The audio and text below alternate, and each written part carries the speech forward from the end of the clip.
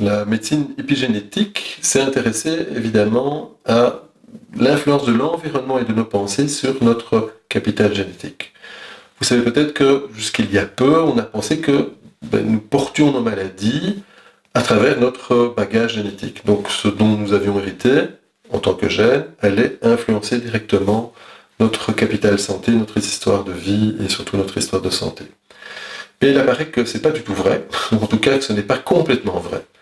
Donc depuis une vingtaine d'années, une partie des chercheurs, et notamment des personnes comme Bruce Lipton ou Dawson Church, vous pouvez trouver leurs ouvrages traduits en français, eh bien, se sont intéressés à l'influence de l'environnement des pensées sur l'expression génétique et donc forcément sur l'expression, la déclaration de certaines maladies dont on pouvait être porteur, mais sans nécessairement les déclencher.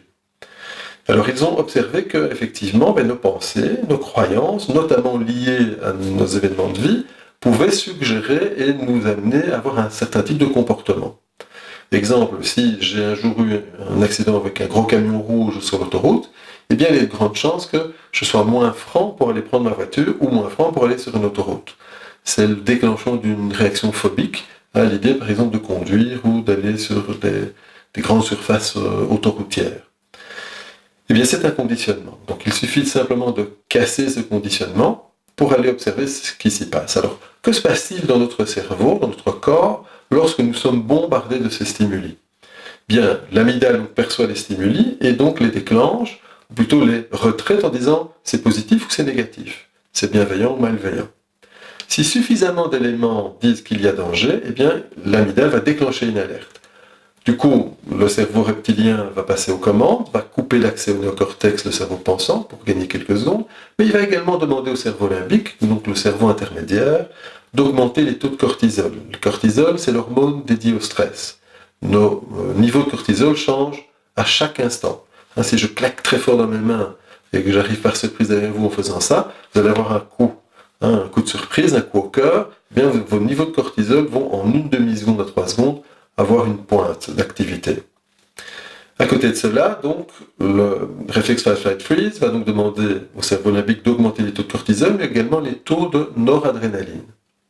Et par effet cascade, eh bien, on sait que nous allons donc avoir une montée de stress gigantissime. Le problème, c'est que dans cette montée de stress gigantissime, eh bien, ça va avoir une influence, notamment sur notre système immunitaire. Pourquoi ? Mais parce que le corps n'a pas le temps de sécréter les niveaux de cortisol dont on a besoin pour répondre à l'alerte. Donc il va aller piquer, récupérer certaines hormones déjà présentes et les transformer. Et donc il prend l'hormone qui ressemble le plus au cortisol. Et quelle est cette hormone ? Eh bien elle s'appelle la DHEA. Et la DHEA, c'est l'hormone dédiée au système immunitaire. La DHEA diminue et peut perdre jusqu'à 40% d'efficacité. Si elle perd 40% d'efficacité, eh bien ça veut dire que votre système immunitaire ne fonctionne plus qu'à 60%. Et à long terme, ça peut être générateur de toute une série de maladies, dont notamment des maladies cardiovasculaires, également un vieillissement prématuré, que ce soit de la peau, des cellules, etc.